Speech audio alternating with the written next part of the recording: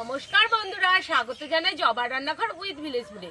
বন্ধুরা, হোলি তো চলে এসছে, আর হোলি খেলতে খেলতে সবারই ক্লান্ত হয়ে যায়। তখন যদি সাবুর শরবত হাতের কাছে পায় তাহলে ক্লান্তটাও দূরে চলে যায়। আর এইভাবে রেসিপিটা বানালে খেতে খুব ভালো লাগে। আপনারা সম্পূর্ণ ভিডিওটা দেখবেন, ভালো লাগলে লাইক কমেন্ট শেয়ার করে দেবেন, ফলো এবং সাবস্ক্রাইব করতে ভুলবেন না কিন্তু। বন্ধুরা, আমি উনুন ধরিয়ে দুধটা বসিয়ে দিয়েছি, আর দুধটা আগে থেকে আমি ঘরের থেকে জ্বালিয়ে নিয়ে এসেছি। এখন আমি অল্প করে জাল করে নেব। এইখানে প্রায় 750 দুধ আছে। এখন আগের থেকে আমি জাল করে নিয়ে এসেছি, সরও এসে গেছে। বন্ধুরা, দুধটা দেখুন কতটা গাঢ়। আমাদের বাড়িতে গরু আছে, সেই গরুর দুধই কিন্তু এটা, একদম কোনো ভেজাল নেই। দেখুন, এখানে আমি 1 প্যাকেট দুধ নিয়ে নিয়েছি, গুঁড়ো দুধ দিয়ে দেব দুধটা একটু গাঢ় করার জন্য।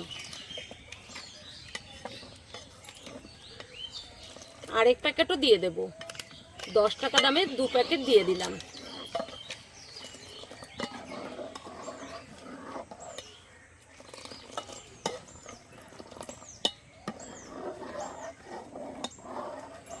এখানে দিয়ে দেব পরিমাণ মতো চিনি। চিনিটা আপনারা এখানে খুব বেশি দিতে যাবেন না, খুব বেশি চিনি হলে কিন্তু ভালো লাগে না। অল্প করেই চিনি আমি দিয়ে দেব।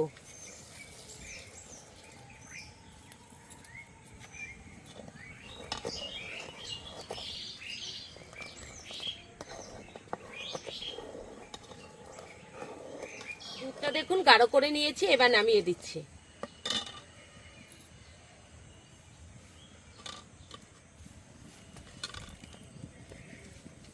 কড়াই বসিয়ে দিয়েছি, কড়াইতে এবার জল দিয়ে দেব।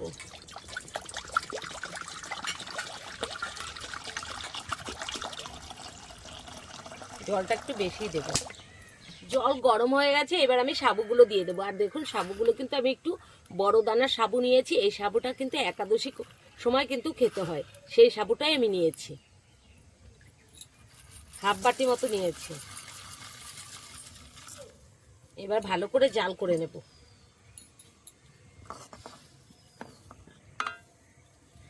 দিয়ে দেবো স্বাদ মতো লবণ। আমি এখানে লবণটাই ব্যবহার করছি, আপনারা চাইলে সন্দক লবণও দিয়ে দিতে পারেন। উপর সিদ্ধ নিয়ে বানালে অবশ্যই সন্দক লবণটা ব্যবহার করবেন।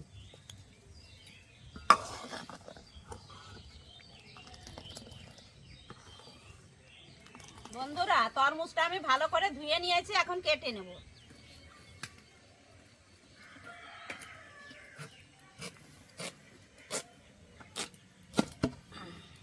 ভীষণ সুন্দর লাল।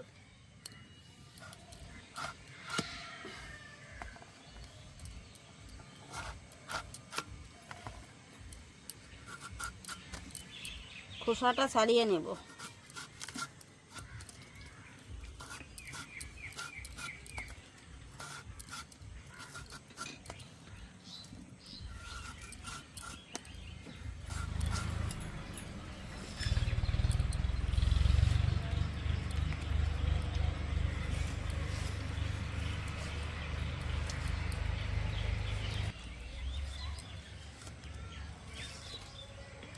বন্ধুরা, ছোট ছোট করে পিস করে নিয়েছি।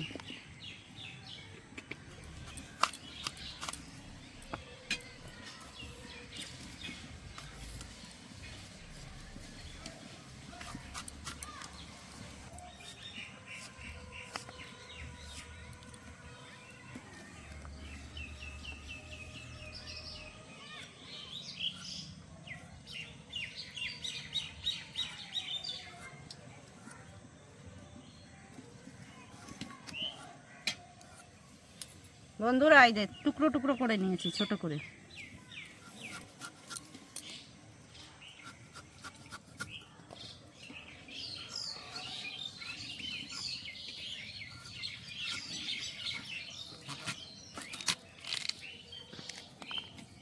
সুন্দর কালার।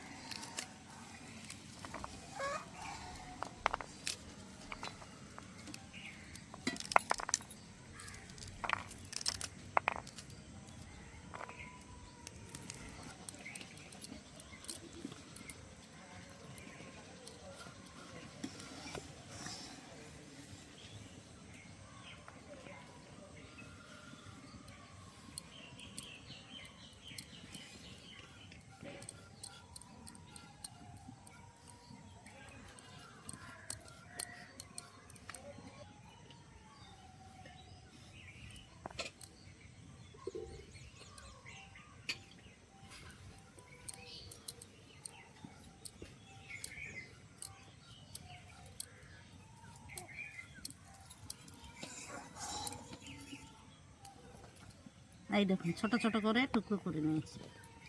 বন্ধুরা এটা কিন্তু বড় দানার সাবু, তাই কিন্তু সাবুটা হয়ে গেছে। এবার নামিয়ে দেবো। এই দেখুন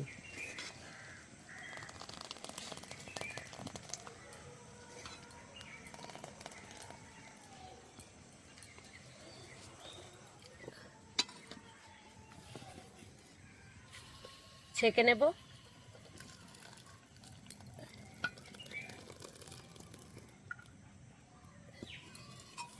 এবার আমি ঠান্ডা জল দিয়ে ধুয়ে নেব।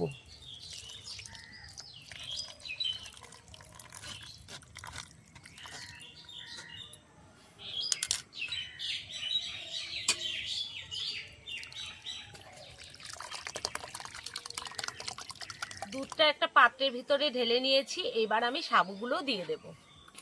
এই দেখুন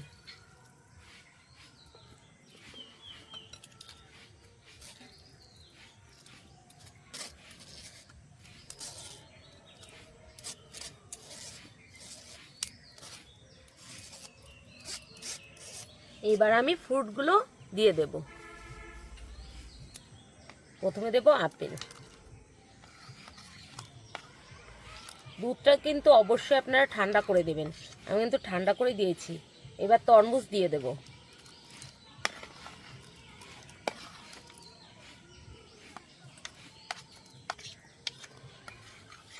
এবার দিয়ে দেব পেঁপে।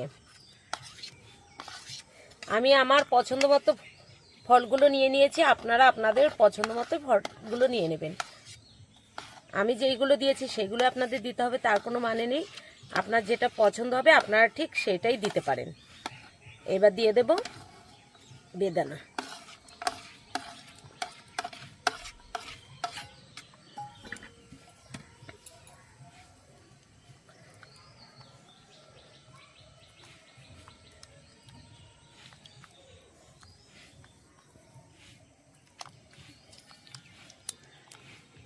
তো বন্ধুরা সব ফল দিয়ে আমি মিশিয়ে নিয়েছি। এবার আমি এখানে একটু বেদানার রস দিয়ে দেব, এতে করে কালারটা কিন্তু দুর্দান্ত হবে। একটু বেদানার রস আমি এখানে দিয়ে দেব।